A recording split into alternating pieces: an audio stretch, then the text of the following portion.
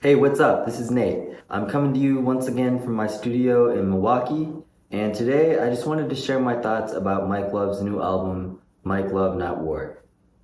So right now, the album's only available through digital download. It's really common for artists to include download links with tickets now. It's a way to virtually boost sales. It's hard to tell if this new album is released through a label or if it's just self-published. The purpose of his 2017 album, Unleash the Love, was to modernize and polish the Mike Love Not War tracks and present them in a fashionable way. A big producer was brought in, Bruce Johnston, John Stamos, and the entire Beach Boys band were involved. Songs were clearly overdubbed on, edited, and remixed. Lots of people were involved. Presumably, the label, BMG, had a sizable budget for this. There was clearly a big marketing push behind Unleash the Love because the album got to number 37 on Billboard Independent chart.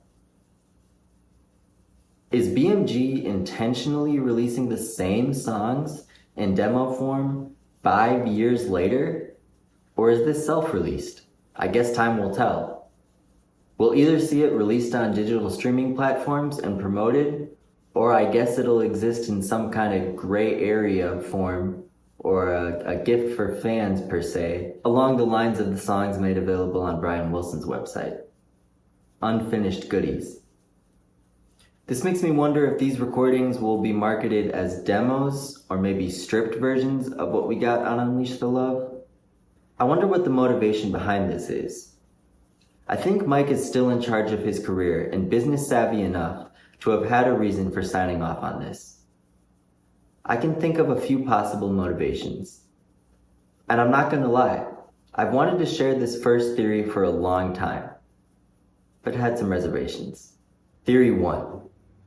I know this is gonna sound far-fetched, but the stark difference between the relatively auto-tuneless Mike Love Not War recordings and the T-Pain Kanye West auto-tune sound of Unleash the Love makes me wonder if this was done against the wishes or knowledge of Mike, as some kind of retribution act.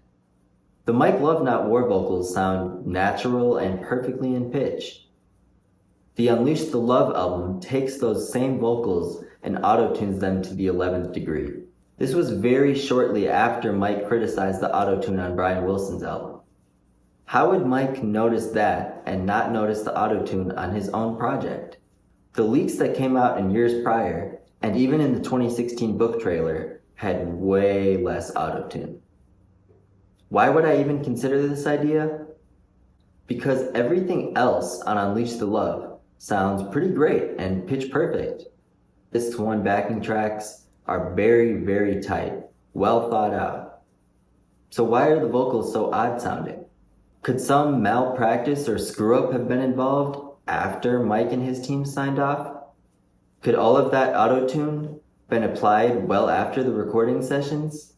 And now, after both criticizing auto-tune and getting heaps of criticism for using auto-tune, is this some kind of way to salvage the material and give it another chance of approval? Theory 2. This could in fact be Mike's 4th BMG release. I've heard it said he was on a 4-album deal. And conceiving/recording an entire new studio project with all of his touring obligations was just too much work or not of interest when there's a whole vault of unreleased recordings. Theory 3. This is merely just following the industry standard of including a download link with concert tickets while circumventing the bureaucracy of getting a major label involved. As I've mentioned, this could and should, in my opinion, be marketed as an unplugged or sessions version of Unleash the Love that serves as a counterpart instead of a replacement. Given the relative success of Unleash the Love, I don't see why it should be erased. So here are some more thoughts after listening. To my ears, it sounds like the recordings are the same of what's circulated, but it sounds like they've gotten a fresh mastering job. That's because they're brighter and louder than the bootleg I have on my computer. This could simply be because they're the genuine recordings and not bootlegs. Or they could have just been given a fresh coat of paint with the remaster. I'll go track by track and give my thoughts. Mike Love Not War. Sounds like the vocals and guitars were lifted from this version for Unleash the Love, but the drums, keyboards, guitar solo, and prominent vocal double tracking are unique to this version. I think I prefer the Unleash the Love version actually. It has a more powerful drums and band arrangement, and the vocals actually benefited in this case from pitch correction. I like both versions, but Unleash the Love wins for me. Speaking of which, now we're on to track 2, which is titled Unleash the Love. Another song where prominent elements were used in the Unleash the Love album version as well as this version. This one has a unique bridge and unique backing vocals that didn't make it into the 2017 version. It has more prominent organ and slide guitar, and it's another case where I actually think the tightened Unleash the Love version is superior. But I like hearing Mike's kids' voices more distinctly on this version. Next track, Love Foundation. Wow. I can't even believe this is real. The rap verse in the middle is just the icing on the cake. Summer of Love Part 2, basically about a non-profit. Next track, Cool Head, Warm Heart. This is the same track that's been released on the Hallmark CD and Unleash the Love. It's a great arrangement. Definitely the most fleshed out arrangement on an otherwise stripped back album. The song has a lush sound that I would compare to Sunflower and Light album that is absent from most of the other recordings. Everyone's in Love with You. The DX7 keyboard sound genuinely makes me think Bruce was involved. I dig this version. It's a very pretty song. Pisces Brothers.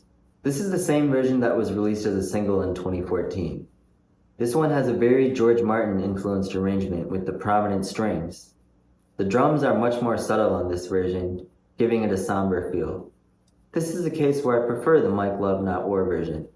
Same guitar solo note for note that Scott played for all these years at shows. Next track, World Is My Family. The lyrics make me laugh, and at first I didn't love this, but I must say it's growing on me in a weird Beach Boys kind of way. I was humming this song when doing the chores today, trying to remember where I heard it. It's a standard Mike Love, hippie, peace and love kind of song. Ram Raj. Holy moly, this version is ethereal. Another song where most of the arrangement is lifted for Unleash the Love, but with the Unleash the Love, they added really noticeable rock band overdubs. This version is way more sparse and psychedelic. It's actually so vocal-centric and sparsely arranged that it feels like a sequel to Smiley Smile material. This version, that focuses on the winding musical interplay between various Indian string instruments and guitars, is very cool. And to me, it feels like a successor to Evanescence because of the absence of chords and having voices sing to string instruments essentially riffing on scales. It's beautiful and a great throwback to the stripped down, psychedelic doo-wop of Smiley Smile. As much as I love the rock version on Unleash the Love, this Indian version is out of sight. Mike Love Not War Ram Raj is amazing. Next, 10,000 Years. This is another song where elements were lifted into Unleash the Love version. The guitar work is really cool on this song, and it's given a bit more creative freedom on this version. But the drum machine sound and lack of real driving drums makes me prefer the Unleash the Love version compared to this one. But I like the sound effects and reverse guitar on this one. It makes me very curious what the 70s version sounds like. Final song, Only One Earth. This version sounds much warmer and much more sincere with the stripped back arrangement and gentle sounds compared to the Unleash the Love version, which had a bit of a confused production sound. Is Unleash the Love or Mike Love Not War, is one better than the other? I can't decide. It puts me in a similar line of thought of Smile Sessions versus Brian Wilson Presents Smile, with the first iteration sounding much more human and natural, and with the latter sounding more polished and commercial. The sound on Unleash the Love pretty much follows suit with Brian's No Peer Pressure and Al's Postcards albums, a sound I would describe as surf-inspired adult contemporary. Whereas the Mike Love Not War versions sound almost intentionally reserved and sparse. I think Unleash the Love would appeal to fans of LA and Beach Boys 85, whereas these Mike Love Not War recordings might appeal to a more Carl and the Passions Holland kind of fan. At least Brian's last two releases were written about quite a bit. Even Unleash the Love, Reason for Season, and 12 Sides of Summer received way more promo and write-ups compared to this, which has seemingly flown under most people's radars. I actually enjoy this album quite a lot. I love Unleash the Love too. I see them as complementary. I'll listen to both and probably make my own version of the album that takes the best from each version. I hope other people get the same kick out of it that I do. Even if it is largely recordings that most of us have had access to for some time, I'm really happy about any new Beach Boys releases that we get at this stage. I guess this counts as an archival release, huh? If Mike was comfortable with these recordings coming out, as well as looking back with Love being on streaming platforms, I think there's a significant chance that First Love and Country Love might see release now too. It's a perplexing release schedule. 3 original albums, then a demo version of that first album, followed by 70s releases. So, do you guys think this serves as a counterpart to Unleash the Love or a replacement? I'm excited to hear your thoughts. It's been a while since these recordings have been discussed. I'd like to add that the producer Paul did a nice job with the production on these original versions. They're sparse and definitely have an early 2000s quality with the drum machine and guitar sounds. Overall, if you're a Beach Boys fan, I think you'll really enjoy Mike Love's new album, Mike Love Not War. Most of what's on it have circulated on bootlegs of the same name, but this seems like a somewhat official release, and I love the harmonies, I love Mike Love's voice, I love the arrangements and the production.